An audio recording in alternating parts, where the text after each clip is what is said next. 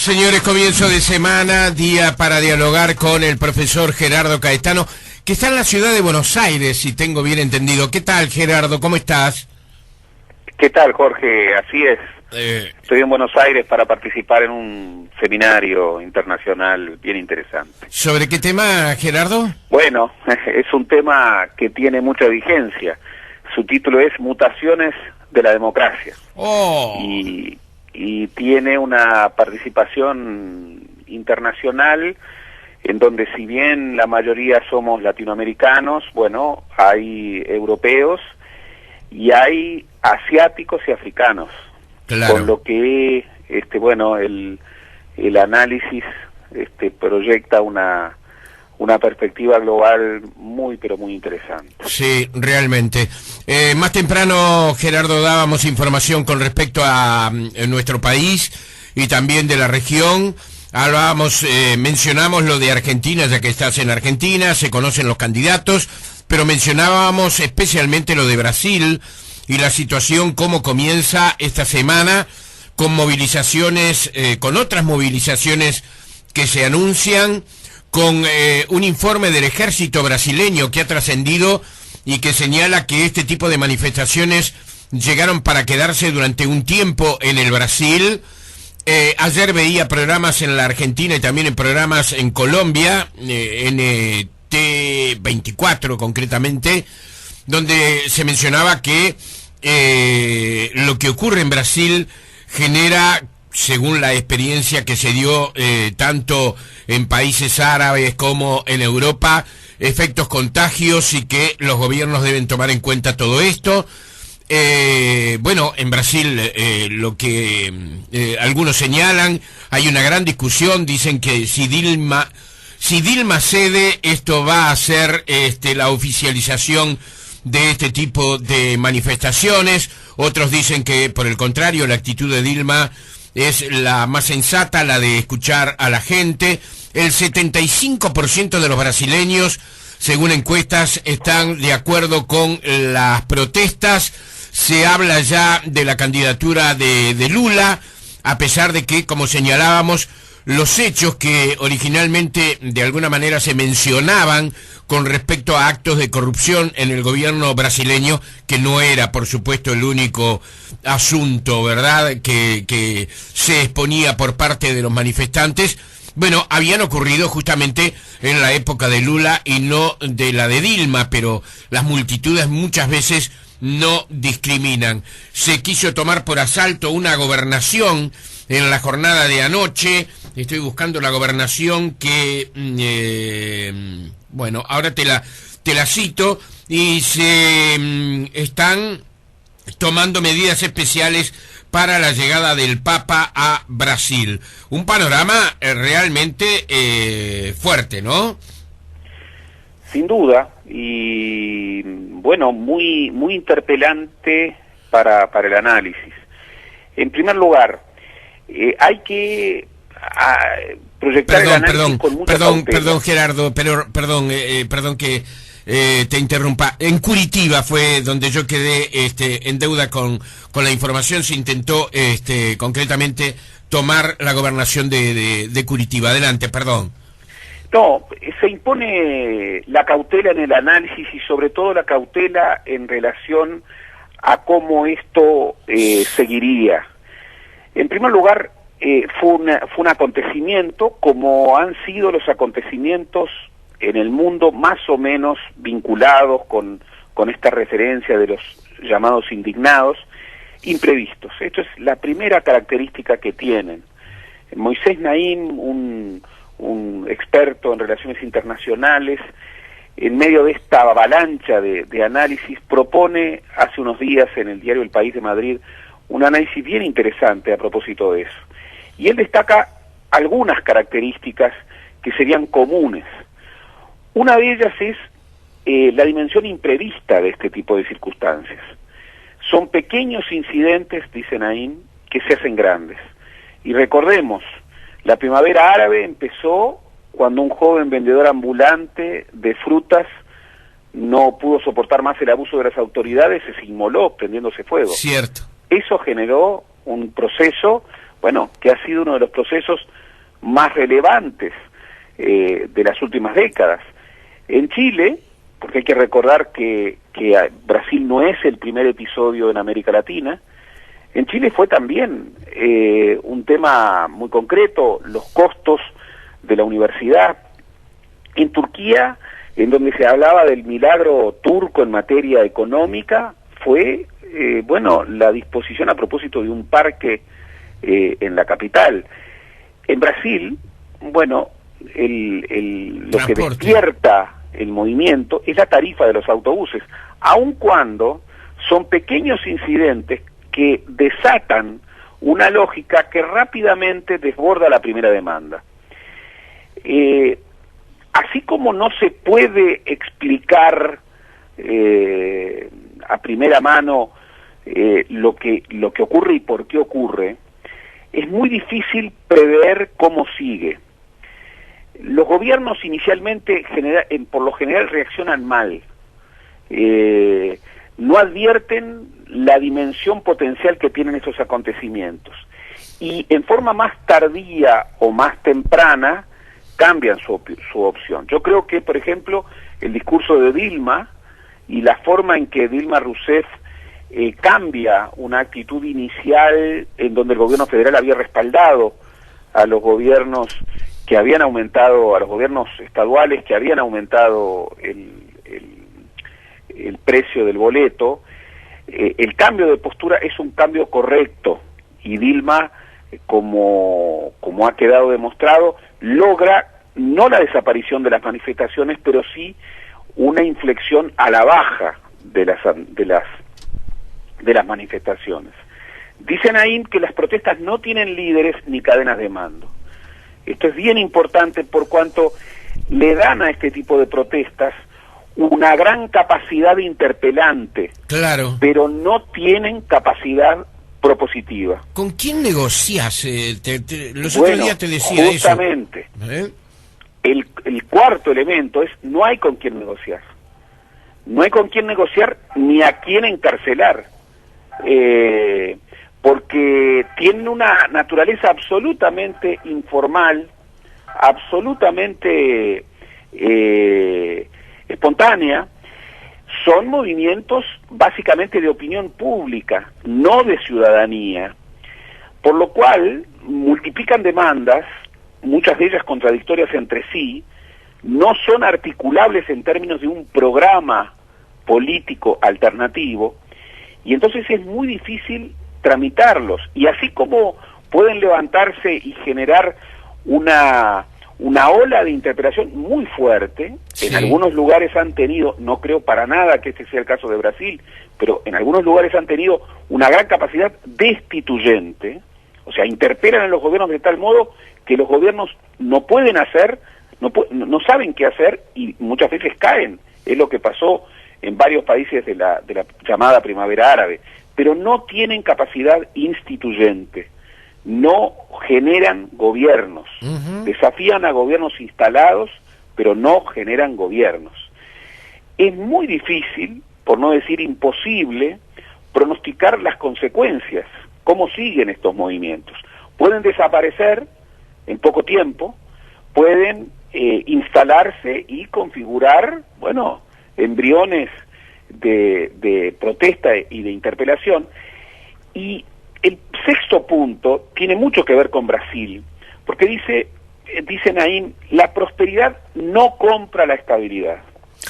Estos movimientos pueden darse en países muy prósperos, sí. En países con gobiernos muy exitosos, sí. Incluso pueden ser la expresión del éxito de determinados gobiernos. Y yo creo que algo de eso está ocurriendo en Brasil. Claro. En Brasil, nosotros venimos de una década de gobierno del Partido de los Trabajadores, en donde, Dilma, antes de estas movilizaciones, tenía un respaldo superior al 70% de la opinión pública. Dilma el Partido de los Trabajadores puede, después de estos 8 años de gobierno de Lula y estos 2 años y medio del gobierno de Dilma Rousseff, puede presentar elementos muy impresionantes. Es el periodo de crecimiento económico más importante, pero sobre todo es el periodo de mayor inclusión social. Estamos hablando de casi 40 millones de brasileños. Recordemos la población de Brasil cercana a los 200 millones. Es un 25% de la población brasileña que ha salido de la pobreza y que se ha incorporado a las llamadas clases medias. Estamos hablando de 4 y 5 millones de pobres en situación crítica que han salido de esa condición. Es expresión de ese éxito económico y social muy impresionante que Brasil, bueno, afirma una dimensión de actor global y comienza a jugar en las grandes ligas de la política internacional. En ese marco es que hay que incorporar esta idea de Brasil organizador de los dos grandes torneos universales de la globalización. Claro. El Campeonato del Mundo y los Juegos Olímpicos. Claro. En los que, por cierto, Brasil no iba a perder dinero. Brasil iba a hacer una gran inversión, una inversión que iba a quedar, pero además una inversión que tenía réplicas y que va a tener réplicas positivas en múltiples instancias. Sin embargo, junto con todo este balance positivo, bueno, los factores críticos. Brasil es un país de desigualdad ancestral. Brasil tiene desigualdades múltiples, no solo sociales, también étnicas, educativas, que vienen de muchas décadas atrás.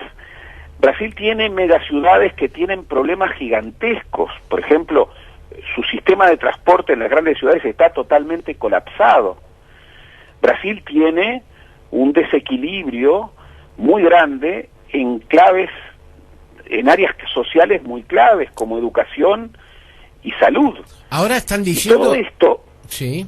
Sí. No, que a propósito de esto que señalabas, lo de la salud, Gerardo, parece ser que hoy Dilma va a atender el tema de la salud, especialmente con los gobernadores y los alcaldes, y se habilitaría una norma que se pidió hace tiempo, no sé si, creo que no tiene carácter de ley, pero sí tiene carácter de habilitación para profesionales médicos de la región que quieran trabajar en Brasil, porque hay un déficit de médicos enormes. Nosotros señalábamos hoy eso que se señala o que se dice del estupendo nivel de asistencia médica que hay, por lo menos en algunos sanatorios privados de San Pablo, ¿no? Que se dice que están al nivel del primer mundo. Pero por otro lado, en Brasil hay zonas enteras sin médicos, sin profesionales médicos, y además Brasil no los tiene. Es decir, no es que concretamente estén todos apiñados en la ciudad. Eso ocurre. Los médicos que hay prefieren estar en la ciudad.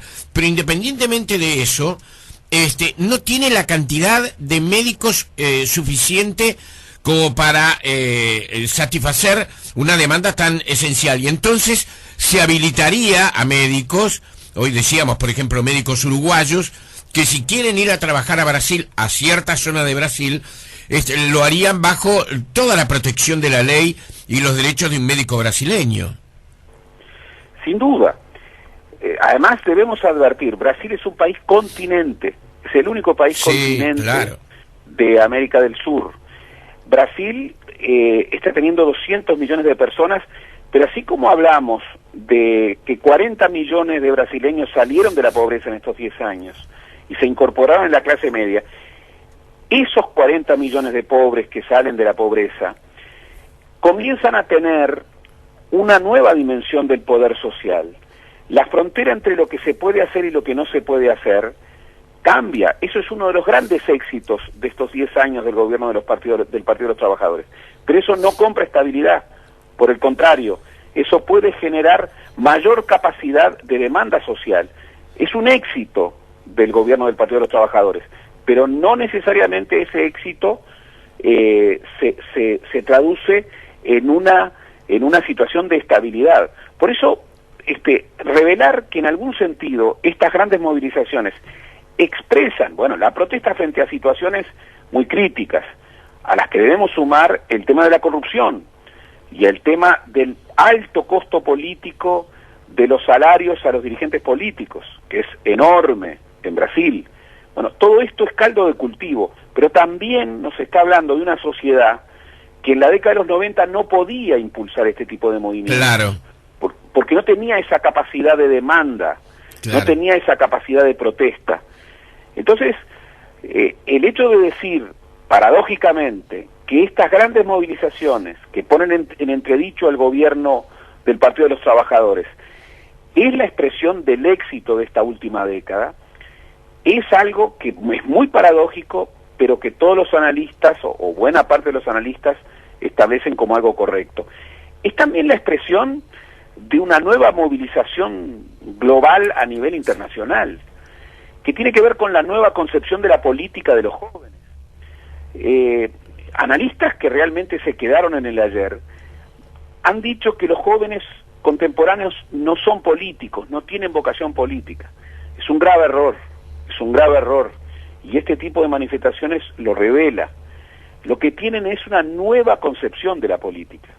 Tienen una dimensión de la política que los hace muy sensibles frente a algunos temas, Claro. que los hace muy sensibles frente a demandas muy concretas, que los hace reticentes frente a un tipo de discurso que ya es arcaico, que los hace reticentes frente a expresiones programáticas o ideológicas muy abstractas, pero que los puede orientar con una gran energía de demanda frente a problemas muy concretos, frente a razonamientos muy sencillos, pero al mismo tiempo muy radicales en el sentido de ir a la raíz, Sí. no necesariamente de ir por modalidades violentas, porque aquí está uno de los principales desafíos de estas movilizaciones. Estas movilizaciones inicialmente fueron claramente no violentas, pero sus mismas capacidades de éxito, esta idea de que tienen en la tecnosociabilidad, en las redes sociales, su gran instrumento de promoción, las hace muy vulnerables para la infiltración de grupos de otra índole. Se han advertido que en Brasil, como en los otros movimientos, estos movimientos que nacen espontáneamente con una dimensión muy claramente no violenta, son muy fácilmente infiltrados. Como no tienen liderazgo, como son totalmente informales, grupos muy pequeños pueden infiltrarlos y pueden desatar orientaciones no queridas. Esto es lo que estamos viendo en Brasil. En Brasil se ha visto, bueno, grupos neonazis y grupos de ultraderecha infiltrados. Hay una hipótesis fuerte de que hay grupos armados, impulsados por el narcotráfico, que también han estado en algunas de las movilizaciones más violentas. Incluso los dirigentes que iniciaron la protesta en San Pablo, ya sin capacidad para liderar estas movilizaciones que los han trascendido largamente, han manifestado críticas, han dicho de manera muy clara: nosotros somos un grupo apartidario, pero no antipartidario, y nosotros no legitimamos la movilización violenta. Entonces, todo esto configura un escenario muy desafiante. Claro. Porque incluso los trámites de demandas requieren negociación. Son demandas muy simples. Brasil hoy no puede plantearse negociar que no haya campeonato del mundo, que no haya Juegos Olímpicos. Sería un fracaso estrepitoso para Brasil, que pagarían fundamentalmente los más pobres de Brasil. Sí, sí. Bueno, y hay quienes demandan eso. Hay grupos, lo hemos hablado más de una vez contigo, hay grupos intensos.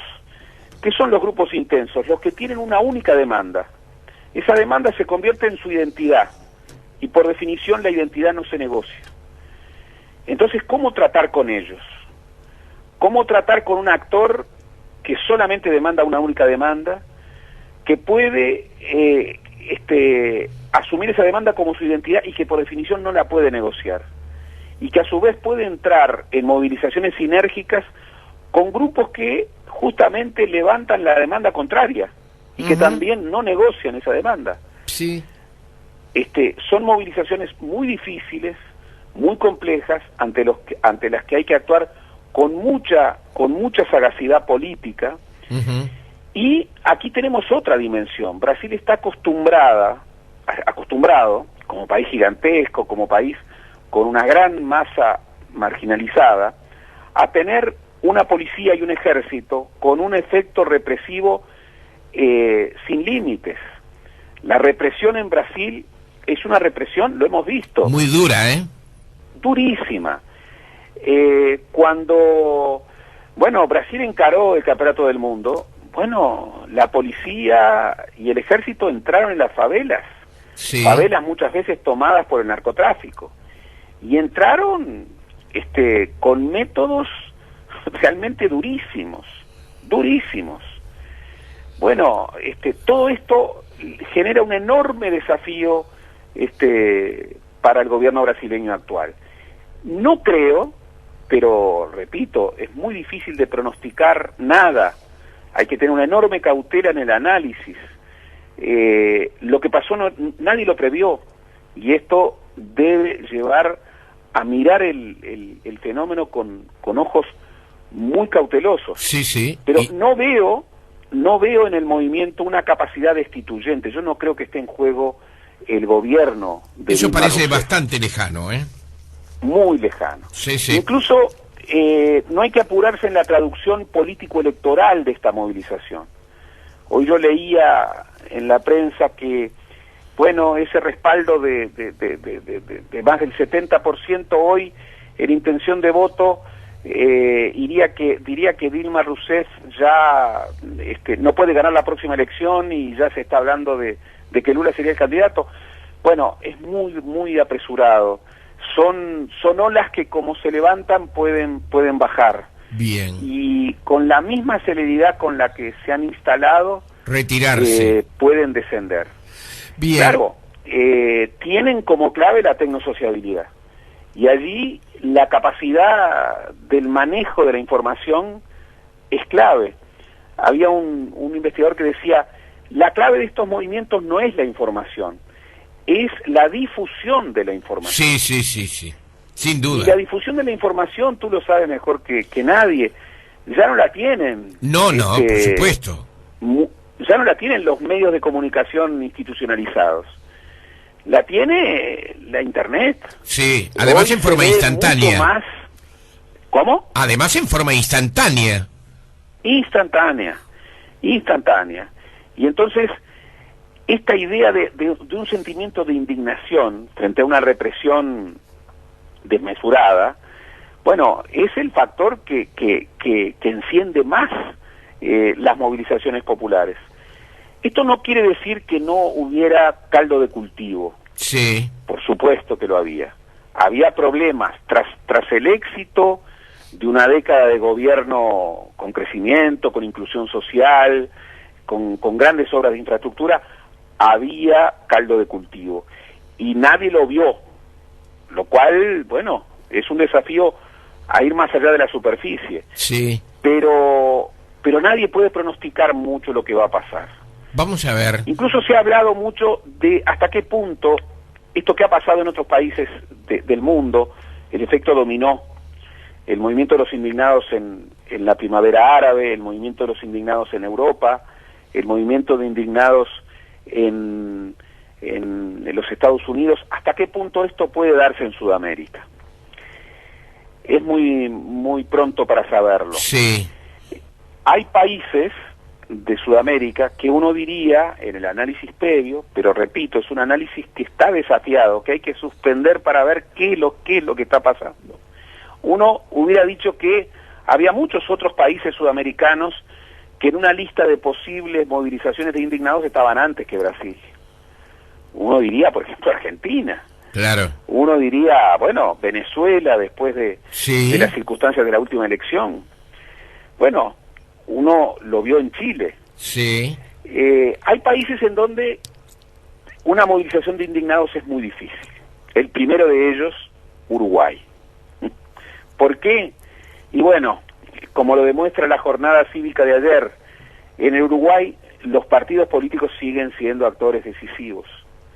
En Uruguay es muy difícil que movilizaciones que no pasen por los partidos finalmente se puedan concretar en movilizaciones de envergadura. Claro.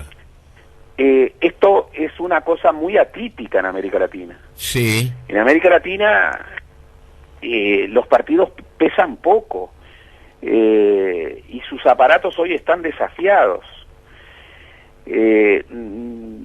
Los movimientos de indignación en Uruguay tendrían que ser canalizados a través de organizaciones o a través de partidos, y esto no parece estar arriba de la mesa. Vamos a ver qué pasa entonces a partir de hoy, Gerardo.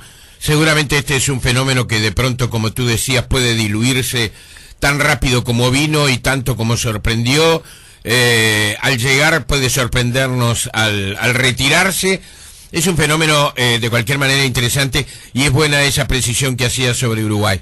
Te agradezco, Gerardo, te doy un abrazo, te veo el jueves, aquí en Estudios. Te doy un abrazo grande. Que pases bien. Igualmente para ti y para todos los oyentes.